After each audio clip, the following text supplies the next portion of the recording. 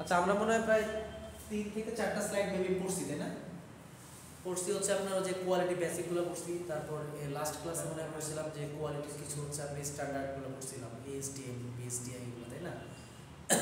তো আজকে যেটা দেখবো সেটা হচ্ছে TQM টুলস অ্যান্ড টেকনিকস। হ্যাঁ, TQM মানে এখানে বোঝাচ্ছে হচ্ছে আপনার total quality management. Total quality ম্যানেজমেন্টটা কি এটা নিয়ে আমরা পরবর্তী দিনে পড়বো। তার আগে কি কি টুলসগুলো ইউজ করা হচ্ছে এটা আগে আমরা দেখি। ফার্স্ট অফ অল দেখেন, মোটামুটি টোটাল কোয়ালিটি ম্যানেজমেন্ট বলতে বোঝা যাচ্ছে আপনি একটা প্রসেস চালাচ্ছেন, ওই প্রসেসটা চালানোর জন্য এবং ওটার কোয়ালিটি ইমপ্রুভ করার জন্য আপনি যে যে প্রসিডিউরগুলো ফলো করবেন, ঠিক আছে, এর মানে মূল যে গেইন যে বা গোল, যেটা গোলটা হচ্ছে আপনার যে আপনি একটা ফ্যাক্টরি সাপোজ মনে চালাচ্ছেন, আপনার আলটিমেট উদ্দেশ্যটা কি? আপনার আলটিমেট উদ্দেশ্য হচ্ছে কোয়ালিটি ডেভেলপ করা, সেকেন্ড হচ্ছে আপনার ওয়েস্টেজ কমাইতে হবে, থার্ড হচ্ছে আপনার কি প্রফিট বাড়াইতে হবে, তাই না? তার মানে হচ্ছে প্রফিট ম্যাক্সিমাইজেশন, আর একটা হচ্ছে আপনার ওয়েস্ট রিডাকশন। এইটা হচ্ছে টোটাল কোয়ালিটি ম্যানেজমেন্টের কাজ। এখন আপনি যে প্রফিট বাড়াবেন বা হচ্ছে ওয়েস্ট যে কমাবেন, এর কিছু নির্দিষ্ট কিছু আপনার টুলস ইউজ করতে হয়। যদি ফার্স্ট যদি বলি যে একটা প্রসেস চালাতে গেলে আপনি কীভাবে প্রসেসটা চালাবেন, এর জন্য আপনাকে একটা ফ্লোচার্ট ফলো করতে হয় না? তারপর মনে করেন অনেকগুলো ডিফেক্ট পাইছে, এখন ডিফেক্টগুলো আসলে কীরকম হচ্ছে এটা জানার জন্য আপনাকে কার্ভ অঙ্কন করতে হয়, অনেক সময় হিস্টোগ্রাম অঙ্কন করতে হয়। তো এই কথাগুলো এখানে বলা আছে যে ফার্স্ট হচ্ছে আপনি যে টুলসগুলো ইউজ করবেন, মোটামুটি 7টা টুলস ট্রেডিশনালি ইউজ করা হয়। 7টা টুলসের নাম দেওয়া আছে। ফার্স্ট হচ্ছে কজ অ্যান্ড ইফেক্ট ডায়াগ্রাম, এটা আমরা পড়বো। সেকেন্ড হচ্ছে ফ্লোচার্ট, থার্ড হচ্ছে চেক লিস্ট, ফোর্থ হচ্ছে কন্ট্রোল চার্ট, যেটা সম্পর্কে আমরা অলরেডি হালকা ধারণা দিয়ে রাখছি। এরপর স্ক্যাটার ডায়াগ্রাম আছে, তারপর প্যান্থ্রো চার্ট আছে, আর হিস্টোগ্রাম আছে। তো এটা নিয়ে আমরা ধীরে ধীরে একটু দেখি যে আসলে এটা কি বোঝাচ্ছে, মানে জাস্ট ইন রিভিউ, খুব ডিটেইলস না। ফার্স্ট হচ্ছে কজ অ্যান্ড ইফেক্ট ডায়াগ্রাম, এটা আপনারা অ্যাপারেলে যারা মেজর আছে খুব ভালো করে এটা করবেন, ঠিক আছে? ওইখানে রাফি স্যার বা মঞ্জু স্যার যে ক্লাস খুব ডিটেইলস এটা পড়ায়, তবুও আমি বলে যাচ্ছি। এইটা দ্বারা মূলত বোঝাচ্ছে যে আপনার ফিশ বোন ডায়াগ্রাম, ঠিক আছে? ফিশ বোন ডায়াগ্রামের মধ্যে দেখেন, সাপোজ ফিশ বোন মানে তো মাছের কাঁটা, তাহলে মাছের কাঁটাটা মানে অনেকটা এরকম হয় না? তাহলে এখন আমাদের আলটিমেট যে এই সাবজেক্টের যে উদ্দেশ্য সেটা হচ্ছে কোয়ালিটি ম্যানেজমেন্ট, মানে কোয়ালিটি ইমপ্রুভ করা। তাহলে আপনি যখন একটা প্রসেস চালাবেন বা কোয়ালিটি যখন আপনি হ্যান্ডেল করবেন, তখন আপনার কোয়ালিটিকে বিভিন্ন কি প্রবলেম ক্রিয়েট করবে না, তাই না? প্রবলেম ক্রিয়েট করো, তারপরে এটাকে রিজলভ করার মাধ্যমে তো আমরা পরবর্তীতে কি ডেভেলপ করব। তাহলে দেখেন এইখানে হচ্ছে আপনার এই ফিশবোন ডায়াগ্রামের মধ্যে আপনি বুঝাবে যে এইখানে আসলে কি কি ফ্যাক্টরস এগুলো জড়িত আছে। যদি ফ্যাক্টরস বলতে চাই যে একটা টোটাল প্রসেসের মধ্যে ফার্স্ট হচ্ছে ওয়ার্কাররা থাকতে পারে, সাপ্লায়াররা থাকতে পারে, তারপর আপনি মেশিন চালাচ্ছেন, এইটা একটা ফ্যাক্টরস হইতে পারে। এরপর বলা আছে টেম্পারেচার আছে, কোন ধরনের প্রসেস চালাচ্ছেন, সিনথেটিক নাকি ন্যাচারাল না কি, আর লাস্ট হচ্ছে এখানে কি ম্যাটেরিয়ালটা আপনি কীরকম চাচ্ছেন বা ইউজ করতেছেন। তাহলে মোটামুটি এই কয়েকটা জিনিসই হচ্ছে আপনার কজ অ্যান্ড ইফেক্ট ডায়াগ্রামের মধ্যে। এটা ফিশবোন কেন বলে?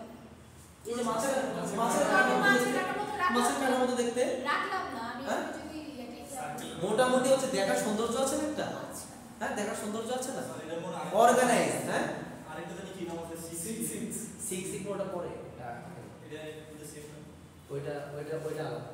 তো দেখেন এইখানে হচ্ছে তাহলে এটা হচ্ছে মাছের কাটার মতো দেখা যাচ্ছে, যেটা এটা বলা হচ্ছে আপনার ফিশবোন ডায়াগ্রাম।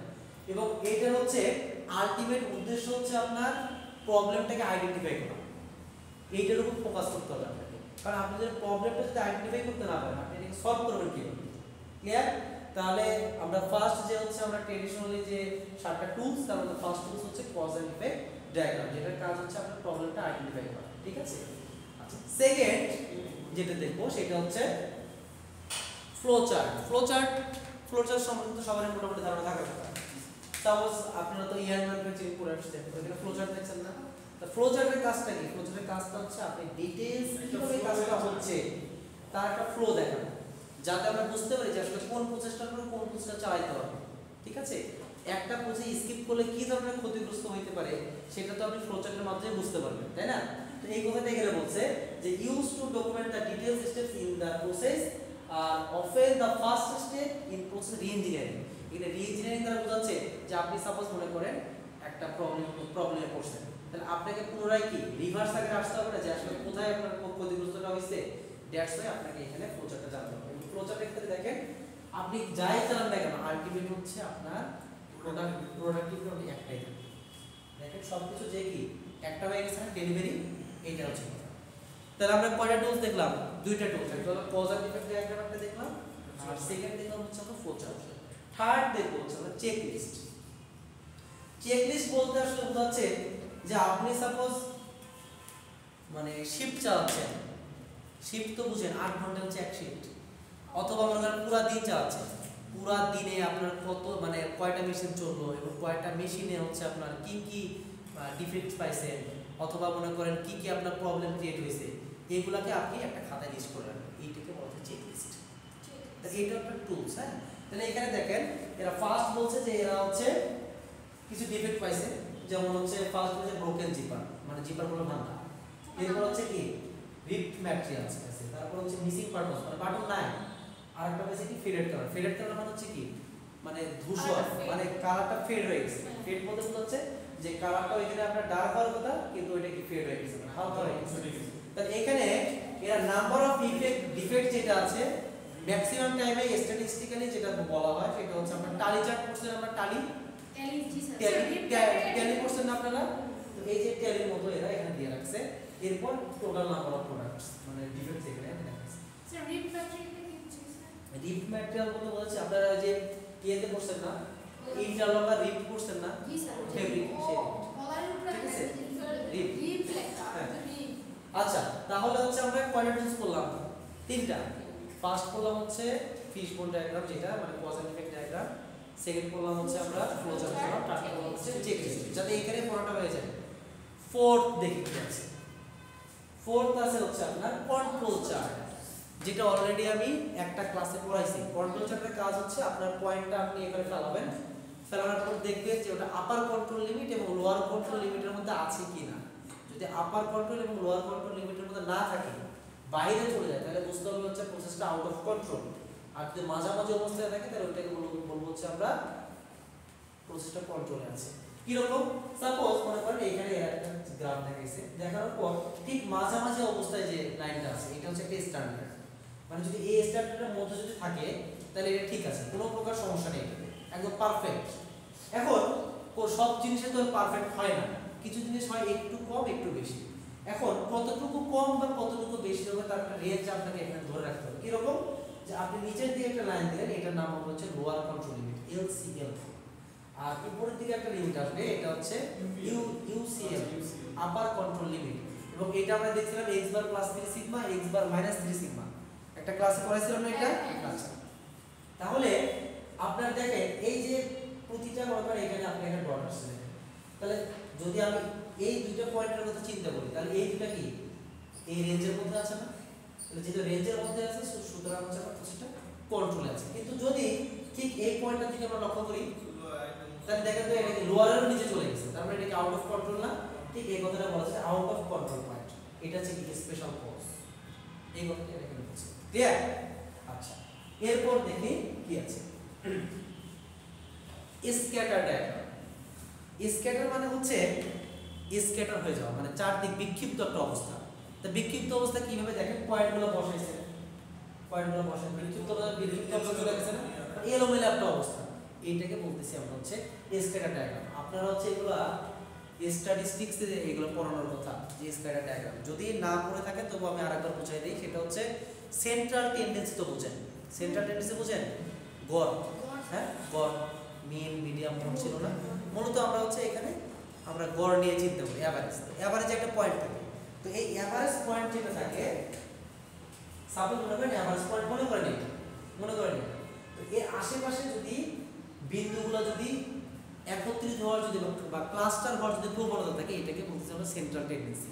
তাহলে দেখেন এইখানে যদি এটা যদি সেন্ট্রাল পয়েন্ট হয়, আশেপাশে সব বিক্ষিপ্ত একটা অবস্থা চলে গেছে না, এইটাকে বলতে হচ্ছে স্ক্যাটার ডায়াগ্রাম।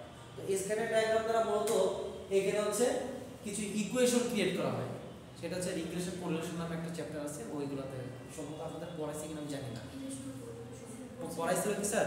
তো যদি ওগুলো পড়ে থাকেন তাহলে এইটা এখানে মোটামুটি ডেভেলপ করার জন্য এটা হচ্ছে ইউজ করা। আমার কাজ হচ্ছে আপনাদের হচ্ছে টুলসগুলোর সাথে পরিচিত করাই দেওয়া। আচ্ছা, এরপর হচ্ছে পারেটো অ্যানালাইসিস বা প্যারেটো চার্ট যেটাকে বলা হয়।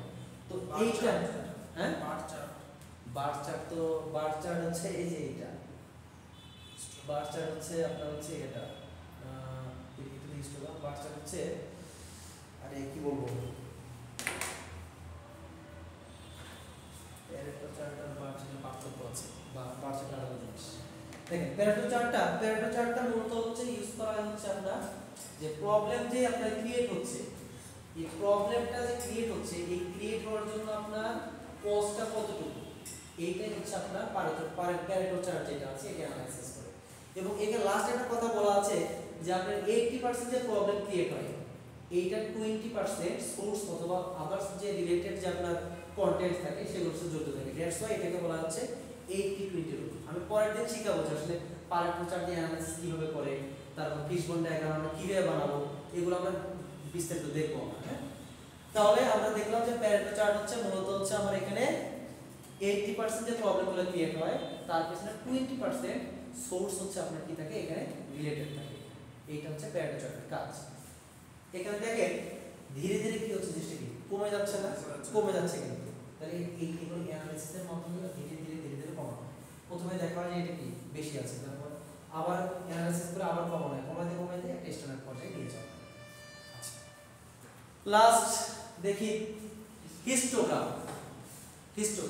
তো হিস্টোগ্রাম সম্পর্কে তো আসলে নতুন করে বলার কিছু নাই, এগুলো তো আপনারা হচ্ছে ক্লাস 19 এ পড়ে আসছেন না, ক্লাস 19 এ পড়ে আসছেন। তো এইটা দ্বারা মূলত হচ্ছে বোঝায় যে আপনার ডিস্ট্রিবিউশন যেটা আসতেছে এইটা আসলে কেমন আসতেছে, নরমাল ডিস্ট্রিবিউশনের মতো আসতেছে নাকি স্কিউড আসতেছে না কি রকম আসতেছে, এইটা হচ্ছে আপনার হিস্টোগ্রামের কাজ। আর হিস্টোগ্রামে কি থাকে, আপনার একটা ফ্রিকোয়েন্সি থাকে আর নিচে কি থাকে, ক্লাসিফিকেশন থাকে, তাই না? আচ্ছা, এইটা এখন যেটা দেখো সিক্স সিগমা। তো আমরা এতক্ষণ যে টুলসগুলো দেখলাম, এই টুলসগুলোর সাথে সিক্স সিগমাটা জড়িত। সিক্স সিগমা নিয়ে আমি আলাদা একটা চ্যাপ্টারই পড়াবো। তো আজকে যেহেতু জাস্ট হচ্ছে আমার পরিচিত করাই দাও, তাই সিক্স সিগমাটা পড়াচ্ছ। তাহলে আপনি যাই করেন না কেন, সিক্স সিগমার মেইন কাজই হচ্ছে আপনার ওয়েস্টেজটা রিডিউস করবে আর প্রফিটটা হচ্ছে ম্যাক্সিমাইজ করবে। এইটা হচ্ছে সিক্স সিগমার কাজ। সিক্স সিগমার সাথে বেশ কিছু আপনার জিনিস রিলেটেড, যেমন কাইজেনের নাম শুনছেন, কাইজেন লিগ এগুলোর নাম শুনছেন। এগুলো হচ্ছে আপনি যারা অ্যাপারেল যারা মেজর আছে, আপনারা তো যারা ওয়েব তারাও তো অ্যাপারেল লিগ করেন, তাই না? আপনারা জানতে পারবেন এগুলো। শুনেন, তো এই যে সিক্স সিগমার কাজটা হচ্ছে এই যে কি কনসেপ্ট এখানে লেখা আছে যে আপনার ডিফেক্টটা কি করবে, রিডিউস করবে, আর কি করবে, প্রসেসটা কি করবে, তারা ইমপ্রুভ করবে। এরপর কি করবে, আপনি ডিসিশন মেকিং এ সে হেল্প করবে যে আসলে এটা চালাতে পারবো কি পারবো না। থার্ড হচ্ছে আপনি যে প্রোডাক্টটা বানাচ্ছেন এটা কাস্টমারকে স্যাটিসফাই করতে পারতেছে কি না, এইটাও একটা এখানে ফ্যাক্টর। আর লাস্ট হচ্ছে এখানে প্রবলেম সলভিং, এটা হচ্ছে আরেকটা। মানে আমি যতদিন এই সাবজেক্টটা পড়াবো আমার মুখে 2 থেকে 3টা ওয়ার্ড প্রতিদিনই শুনবেন। একটা হচ্ছে কাস্টমার স্যাটিসফ্যাকশন, আর আরেকটা হচ্ছে আপনার প্রফিট ম্যাক্সিমাইজেশন বা ওয়েস্ট রিডিউসিং। যেটা এই 3টা ওয়ার্ড নিয়ে হচ্ছে আমাদের পুরোটা সাবজেক্ট, বুঝছেন? আচ্ছা, দেখেন এখন আমরা যদি দেখি, এই কথা কম আচ্ছা পড়াশোনা করতে হবে। আমরা যদি টেক্সটাইল ইন্ডাস্ট্রির কথা চিন্তা করি, ঠিক আছে, তাহলে কোথায় এগুলো টুলসগুলো অ্যাপ্লিকেশন হচ্ছে। যদি আমরা স্পিনিং এর যদি চিন্তা করি, তাহলে স্পিনিং হচ্ছে বিভিন্ন ধরনের আপনার ডিফেক্ট বা ভেরিয়েশন আসতে পারে, থিন প্লেস এগুলো আসতে পারে, এগুলো নির্ণয় করার ক্ষেত্রে আমার এটা কাজে লাগতে পারে। আর আপনার যাই কিছু করেন না কেন কোয়ালিটি ইমপ্রুভমেন্ট তো করতেই হবে। সেকেন্ডে যদি উইভিং এর কথা চিন্তা করি, উইভিং এ কি হয় যে লুমে আপনার কি হয়, এন্ড ব্রেক আসে বা আপনার লুমটাই ব্রেকডাউন হতে পারে। লুম ব্রেকডাউন বলতে বোঝাচ্ছে যে লুমটা কি বন্ধ হয়ে যায়। তো কতবার বন্ধ হলো, কতবার হচ্ছে আপনি অন করলেন, এইটা কি আপনাকে স্ট্যাটিস্টিক্স দেখাতে হবে না? এই কথাগুলো এখানে বলছে যে দেখেন যে minimising the fabric defects and loom breakdowns. আর লাস্ট বলছে যে আপনার কি ইমপ্রুভিং ক্যাপাবিলিটি এন্ড প্রোডাক্টিভিটি, এই কথাটা। তাহলে স্পিনিং গেল, উইভিং গেল, এরপর কি ডাই আছে না, ডাই আছে। ডাই হচ্ছে কেমিক্যাল প্রসেসিং। কেমিক্যাল প্রসেসিং এ দেখাবে যে আপনার ডাইভারের কনসিস্টেন্সি আছে কিনা, আপনি ফেব্রিকগুলো কি অ্যানালাইসিস করতে হবে। এটা একটা কালার ম্যাচিং একটা দেখতে হবে। আর লাস্ট হচ্ছে আপনি কালার যে আপনি মনে করেন করার পর যে ওয়েস্টেজ যেগুলো থাকবে, ওয়েস্ট ওয়াটার যেটা, এটা যদি আপনি ফেলাই দেন তাহলে এটা কি আপনার পরিবেশের ক্ষতি করবে না? ইনভায়রনমেন্টাল ইমপ্যাক্ট যেটা আছে সেটা কিন্তু এটা আপনাকে অ্যানালাইসিস হেল্প করবে। আর লাস্ট হচ্ছে গার্মেন্টস ম্যানুফ্যাকচারিং। গার্মেন্টস ম্যানুফ্যাকচারিং এর কাজই হচ্ছে আপনার মতো করে কাটাকাটি হিসাব। সো এখানে যে কাটিং এবং স্টিচিং এর যে অ্যাকুরেসি যেটা আছে এটা এখানে আপনি ফলো করতে হবে। আর লাস্ট হচ্ছে এই যে লাস্ট কথা হচ্ছে রিডিউসিং রিওয়ার্ড, মানে পুনরায় যাতে কাজ না করতে হয়, কারণ ওয়েস্টেজ কি হবে, কমাইতে হবে আর আমার প্রফিটটা বাড়ায়। ক্লিয়ার? তাহলে এই এতটুকুই ছিল হচ্ছে আমার এই স্লাইডের লেখাপড়া। তাহলে আমি যদি একটু যদি এইটাকে যদি রিভার্স করি, যে আমরা অ্যাপ্লিকেশন দেখলাম হচ্ছে আপনার উইভিং এ দেখলাম, স্পিনিং এ দেখলাম, তারপর গার্মেন্টস এ দেখলাম, আর ডাইং এ দেখলাম, তাই না? আচ্ছা, এবং এদের ক্ষেত্রে যাই করি না কেন এক কথাই উত্তর হচ্ছে যে কোনো একটা প্রসেসে যদি আমাদের কোনো একটা যদি মিস অকারিং কিছু হয়, এটাকে আইডেন্টিফাই করে এবং কিভাবে প্রোডাক্টটা ডেভেলপ করতে পারবো ভালোভাবে বা কোয়ালিটি ডেভেলপ করবো, এটা হচ্ছে আমার মেইন কাজ, মানে যদি ওভারঅল বলতে চাই। আর এর আগে দেখলাম হচ্ছে কয়েকটা হচ্ছে আপনার টুলস, যার মধ্যে 6 সিগমাটা হচ্ছে অন্যতম, এবং 6 সিগমার কাজই হচ্ছে যে অলরেডি আমি বলে ফেলছি যে ওয়েস্টটা কি রিডিউস করতে হবে। আর এছাড়াও দেখলাম হচ্ছে হিস্টোগ্রাম দেখলাম, যেখানে ফ্রিকোয়েন্সি আর হচ্ছে আপনার কি ক্লাস ইন্টারভাল দেওয়া থাকে, এটা একটা দেখলাম। তারপর দেখলাম হচ্ছে প্যারেটো অ্যানালাইসিস বা 80-20 রুল, যেটাকে দেখলাম, যেখানে হচ্ছে আপনার 80% প্রবলেম ক্রিয়েটের পিছনে হচ্ছে আপনার 20% সোর্স এবং আদার্স রিলেটেড যে কন্টেন্ট এগুলো জড়িত থাকে। এরপর দেখলাম হচ্ছে স্ক্যাটার ডায়াগ্রাম, যেটা হচ্ছে সেন্ট্রাল টেন্ডেন্সি থেকে আপনার কতটুকু স্ক্যাটার হয়ে যাচ্ছে, কতটুকু বিচ্যুত হয়ে যাচ্ছে, এটা আমি কি ফলো আপ পাচ্ছি এখান থেকে। এরপর কন্ট্রোল চার্ট দেখতেছি যে আসলে প্রসেসটা কন্ট্রোলে আছে কিনা, upper control limit, lower control limit, একটা রেঞ্জ দেখতে পেলাম। এরপর দেখলাম যে চেকলিস্ট, যে আসলে ডিফেক্ট কতগুলো পাচ্ছি না পাচ্ছি, এটা একটা বইয়ের মধ্যে উঠায় রাখতেছে এটা। তারপর দেখলাম ফ্লো চার্ট, যেটা ডিটেইলস বর্ণনা করতেছে। আর ফার্স্ট যেটা দেখছি এটা হচ্ছে কজ এন্ড ইফেক্ট ডায়াগ্রাম, যেটা আমরা ফিশবোন ডায়াগ্রাম বলতেছি, যে আসলে জড়িত থাকতে পারে বিভিন্ন ফ্যাক্টরসগুলো এখানে দেওয়া আছে। সাপ্লাই আছে, ওয়ার্কার্স আছে, তারপর হচ্ছে মেশিনস আছে, এনভায়রনমেন্ট আছে, টেম্পারেচার আছে, তারপর হচ্ছে কি আছে, ম্যাটেরিয়াল আছে, এই জাস্ট এইগুলো। হ্যাঁ, আচ্ছা, এখন আমরা আরেকটা স্লাইডে চলে যাই। হ্যাঁ,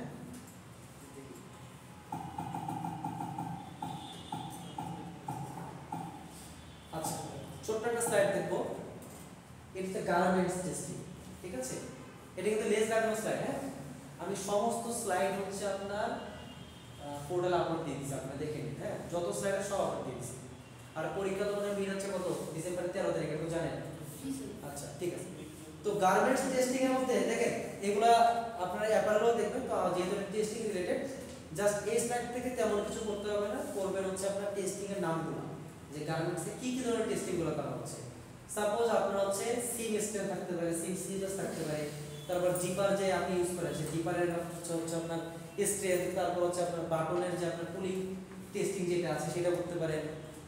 আচ্ছা, প্রথমে যদি আমরা বলি যে অ্যাপারেল টেস্টিং এর কিছু প্রোটোকল থাকে, প্রোটোকলটা কি রকম হতে পারে, যে লেভেল ভেরিফিকেশন, যে লেভেল একটা কি পোশাকে লেভেল লাগানো থাকে না, তো লেভেলের মধ্যে দেখতে হবে যে এই যেগুলো আছে কান্ট্রি অরিজিন আছে কিনা, আপনি কি ধরনের ফাইবার ইউজ করছেন, ব্লেন্ডেড ফাইবার ইউজ করছেন নাকি হচ্ছে একদম ফুললি প্লেন ফাইবার ইউজ করছেন।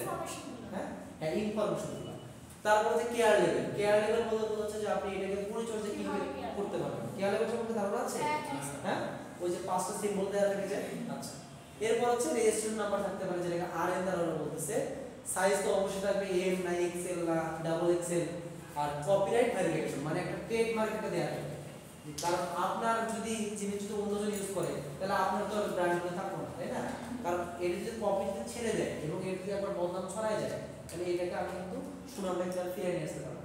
তো এই প্রোটোকলগুলো মেনটেন করতে হবে, লেভেল ভেরিফিকেশন। আচ্ছা, এরপর আইডেন্টিফিকেশন টেস্ট, যেমন আপনার ফাইবার অ্যানালাইসিস করতে হবে, যেটা আমরা টেস্টিং 1 এ করছিলাম, সরি টেস্টিং 2 তে করছিলাম আমরা, যে হচ্ছে একটা হচ্ছে আপনার কটন ফাইবার পুড়লে হচ্ছে আপনার কিছু কাগজ পরার মধ্যে গন্ধ পাওয়া যায়, তারপর উল ফাইবার পুড়লে হচ্ছে আপনার চুল পরার মধ্যে গন্ধ পাওয়া যায়, করছিলাম না? এই জিনিসগুলো দেখতে হবে। তারপর ফেব্রিকের কাউন্ট বলতে বোঝায় যে ফেব্রিকের ওয়ার এবং ওয়েফটে কতগুলো সুতা আছে, মানে ইপিআই আর পিপিআই, ঠিক আছে? ফেব্রিক কাউন্ট আর ইয়ার কাউন্ট তো সেম না। ফেব্রিক কাউন্ট বলতে বোঝায় ইপিআই আর পিপিআই, হ্যাঁ, আর ইপিআই কাউন্ট আর পিপিআই কাউন্ট যেটা আছে। আর ফেব্রিক কনস্ট্রাকশন বলতে বোঝাচ্ছে যেটা আসলে আপনার ওভেনে তৈরি না নিটে তৈরি, আর ওভেনে যদি তৈরি হয় সেটা হচ্ছে আপনার কোন ধরনের লুমে তৈরি, ঠিক আছে? অটোমেটিক না সেমি অটোমেটিক না হ্যান্ড, সেটা আপনি দেখতে হবে। অথবা ফেব্রিক কনস্ট্রাকশন বলতে এটাও বোঝাতে পারে যে এটা মানে এস টুলে তৈরি করছে না জেড টুলে তৈরি করছে, এটাও বলতে পারে। হ্যাঁ, ওয়াশেবিলিটি দ্বারা বোঝাচ্ছে যে আপনার হচ্ছে ডাইমেনশনাল স্টেবিলিটি, যেটা হচ্ছে আপনারা ওই যে কালার ফাস্টনেস টেস্টিং এগুলো করছেন না, তো ওয়ান কাইন্ড অফ ওই রকম ওয়াশেবিলিটি জিনিসটা এরকম। আচ্ছা, এরপর স্ট্রেংথ এন্ড পারফরম্যান্স টেস্টিং হইতে পারে, যেটা হচ্ছে আমরা টেনজাইল টেস্টিং বলতে বোঝা যাচ্ছে যে আপনার হচ্ছে লেন্থ ওয়াইজ শিখতে যতটুকু আপনার হচ্ছে কি বলবো এটাকে, যে যতটুকু শক্তি লাগতেছে এইটা হচ্ছে আপনার টেনজাইল, যেটা মূলত ওভেন ফেব্রিকের ক্ষেত্রে ইউজ করা হয়। আর যদি নিট ফেব্রিকের কথা চিন্তা করি, নিট ফেব্রিকে মূলত ইউজ করা হচ্ছে বার্স্টিং টেস্ট। কারণ হচ্ছে বার্স্টিং তখন ইউজ করে যেটা হচ্ছে মূলত আপনার স্ট্রেস কন্টেইনিং থাকে। যেমন একটা ফুটবলটা আপনারা যত পাম্প করবেন সে তত কি হবে, ফুলবে না? ফুলবে তো। এক পর্যায়ে অতিরিক্ত যখন প্রেসার হবে তখন এটা কি বাস্ট হয়ে যাবে না? এইটা হচ্ছে বার্স্টিং টেস্ট। ক্লিয়ার? তো বার্স্টিং টেস্টটা হচ্ছে আপনি স্পেশালি ইউজ করেন প্যারাশুট ফেব্রিক যেটা আছে, বা পালের যে হচ্ছে আপনার সেল বুঝুন না, বার্স্টিংটা হচ্ছে মনে করেন একটা বল থাকবে, ঠিক আছে, একটা বল থাকবে, আপনি এটাকে পাম্প করবেন, তাহলে আপনি যখন পাম্প করছেন তাহলে কি যে ওই ইয়েটা কি ফুলে যাচ্ছে না? ওটাও ফুলতেছে, কাপড়টাও কি হচ্ছে, ফুলতেছে। একটা নির্দিষ্ট সময় পর কি হবে, ওইটাই এমন একটা পর্যায়ে চলে যাবে যে কাপড় আর নিতে পারবে না, তখন দেখবে যে কাপড়টা কি হয়ে যাচ্ছে, ছিঁড়ে যাবে, তারপরে ছিঁড়ে যাবে। এইটা হচ্ছে বার্স্টিং, বুঝতে পারছি? আর এই যে ওইখানে দেখেন টিয়ার টেস্ট নামে একটা কথা বলছে, এটা ওভেন ফেব্রিকের ক্ষেত্রে করা হয়। টিয়ার মানে হচ্ছে ছিদ্র। এখন মনে করেন একটা ফেব্রিক আছে যেটাকে আপনি ছিদ্র করে দেবেন, ছিদ্র করে দেওয়ার পর এটা আপনার টান দিচ্ছে, সব ফেব্রিক তো আর সমানভাবে তো ছিঁড়ে যাবে না, তাই না? এখন কত মানে কোন ফেব্রিক কিভাবে ছিঁড়ে যাচ্ছে তার প্রপার্টিজ নির্ণয় করার জন্য টিয়ার টেস্টিংটা করা হয়। ক্লিয়ার? আচ্ছা, এরপর হচ্ছে দেখেন সিম স্ট্রেংথ, এটা নিয়ে তো অলরেডি আলোচনা করছি। তারপর জিপার স্ট্রেংথ, পকেট স্ট্রেংথ, এগুলো জাস্ট হচ্ছে কি আগের মতো সব কিছু। এরপর পিলিং নিয়ে তো অলরেডি আমরা আলোচনা করছিলাম, মনে আছে? যে ওই যে গুটি যাওয়া, হ্যাঁ। কালার ফাস্টনেস টেস্টের ক্ষেত্রে আপনাকে দেখতে হবে যে এটা কত ডিগ্রি সেন্টিগ্রেড কত, এটা আপনাকে হচ্ছে কি বেয়ার করতে পারতেছে, বা আয়রনিং করার সময় অতিরিক্ত হিটে এটা কি নষ্ট হয়ে যাচ্ছে কি না। তারপর হচ্ছে ক্লোরিন ব্লিচ বাসায় যে হুইল পাউডার ইউজ করেন না, হুইল পাউডার, এরকম ওইটাই one kind of chlorine bleach. আমরা কিছু ব্লিচও থাকে স্যার, আমরা হ্যাঁ থাকতে পারে, হ্যাঁ ওইটা হচ্ছে যেটা থাকে যে গ্রাম অঞ্চলে বেশি ইউজ করে দেখবেন, হ্যাঁ সোডা ইউজ করে, একদম পুরো কাপড় সাদা বানায় না, রোয়া উঠায় শেষ করে, হ্যাঁ। তো এরকম আর কি। আচ্ছা, আর পার্সপিরেশন সম্বন্ধে ধারণা আছে? ঘাম দেখবেন যে অনেকদিন ইউজ করার পর দেখবেন ঠিক এই জায়গাগুলোতে দেখবেন যে কালার এইদিকে আপনার ফেডিং না হলে এইদিকে আগে নষ্ট হয়ে যাচ্ছে। কেন? কারণ ঘামের মধ্যে হচ্ছে আপনার খাদ থাকতে পারে, এসিডও থাকতে পারে। ঘাম কিন্তু দুই রকমের, একটা হচ্ছে এসিডিক, একটা হচ্ছে অ্যালকালি, ঠিক আছে? তো কি আমাদের হচ্ছে ওয়েট প্রসেসিং যারা করতেছেন আপনারা, তো এই পার্সপিরেশন টেস্ট যদি কখনো যদি করায়, এটা কিন্তু মানে সুযোগ কিন্তু আছে আমাদের, হ্যাঁ। তো ঘাম হচ্ছে ওরা হচ্ছে মানে কৃত্রিমভাবে তৈরি করা যায়, বুঝছেন? কি কি কি কি হচ্ছে কম্পোনেন্টস লাগে ওগুলো তৈরি করে দিয়ে প্রায় 24 থেকে 48 ঘন্টা মতো ফিট করে করার পর দেখে যে আসলে কারণ আপনি তো হচ্ছে মানে মানুষের গায়ে সেটা লাগাই তো আর টেস্ট করতে পারবেন না, এই জন্য এটা তৈরি করতে হবে না। এইটা হচ্ছে না, এইটা হচ্ছে একটা পার্সেন্টেজ, বুঝছেন? হ্যাঁ, ক্রকিং হচ্ছে ঘষা। আচ্ছা ও হ্যাঁ, এই ওই যে ক্রকিং। আচ্ছা, এরপর হচ্ছে দেখেন আদার্স যে টেস্টগুলো থাকতে পারে সেটা হচ্ছে ফ্লামোবিলিটি, মানে আপনার আগুন দ্বারা পুড়তেছে কি পুড়তেছে না, পুড়লে কতটুকু সময় লাগতেছে এটা দেখতে হবে। তারপর যে পিএইচ বলতে বোঝাচ্ছে যে আপনার হচ্ছে কি বেশি অ্যাসিড দিয়ে ক্ষতিগ্রস্ত হচ্ছে না ক্ষারে ক্ষতিগ্রস্ত হচ্ছে, যেগুলো আপনাদের হচ্ছে কি ন্যাচারাল ফাইবারে হচ্ছে পড়ানোর কথা, এগুলো অনেক আগে, হ্যাঁ। আর একটা এখানে বলছে এরা যে অ্যাজো কালারেন্স, এই অ্যাজো সম্পর্কে ধারণা আছে? অ্যাজো গ্রুপ, অ্যাজো ডায়াগ্রাম না, হ্যাঁ ইয়ে করছেন, ম্যাজিক ডাই করছেন, অ্যাজোইক ডাই বা ম্যাজিক ডাই করছেন না? আরে ওয়াট পর্যন্ত পড়ানোর কথা। তো এইটা হচ্ছে মূলত ইউরোপিয়ান যে কান্ট্রিগুলো থাকে ওদের রিকোয়ারমেন্ট থাকে যে আসলে অ্যাজো কালারেন্স আপনার টেস্ট করতে হবে আসলে আছে কিনা। আর অ্যাডিশনাল টেস্ট হচ্ছে ওয়াটার রিপিলেন্সি, ওয়াটার রেজিস্ট্যান্স, এগুলো হচ্ছে আপনি অ্যাডিশনাল। স্যার অ্যাজোটা টেস্ট করব কিভাবে? অ্যাজো কালারেন্স টেস্ট করা হচ্ছে আপনার কেমিক্যালি, সম্পূর্ণ কেমিক্যালি, যে আপনার কতগুলো স্টেবল হচ্ছে বা কতগুলো স্টেবল হচ্ছে না, এগুলো সম্পূর্ণ হচ্ছে ওয়েট প্রসেসিং যারা করতেছে ওদের অ্যাডভান্স করা এগুলো, বুঝতে পারছেন? কারণ একাই যদি সব জেনে যান তাহলে তো সমস্যা। আমার কাজ হচ্ছে আপনাদের বেসিক ধারণাগুলো দিয়েছো, আর কিছু না। এর না হলে তো মেজর হইতো না যে কেউ অ্যাপ্লাই করতেছে কেউ ওয়েট করতেছে এইটা হচ্ছে কথা।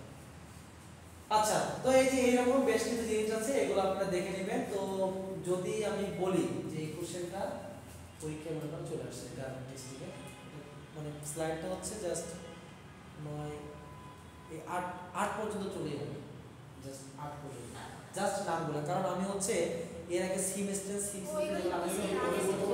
এগুলো আমরা আগে করছি, সুতরাং এগুলো হচ্ছে বাদ, এগুলো আমার দরকার নেই। তাহলে আমাদের হচ্ছে প্রথম 8টা স্লাইড করলে এখানে আমার হচ্ছে এটা তো ফাইনাল দিছি ফাইনালও দিছি না এটা জি স্যার ফিগারটা হ্যাঁ, ফিগারটা তো ফাইনাল দিছিলাম। তাহলে আমরা কি কি দেখলাম, যে গার্মেন্টস এর জন্য টেস্টিং এর একটা স্লাইড দেখলাম, আর টিকিউএম এর জন্য হচ্ছে আমার 7টা টেনশন এর টুলস, সেগুলো আমরা দেখলাম। নেক্সট দিন আরেকটা স্লাইড করব, ওই স্লাইডটা করলে হচ্ছে আমার মিডল সিলেবাস শেষ। Clear? All clear sir. Clear. বলেন আপনাদের কোনো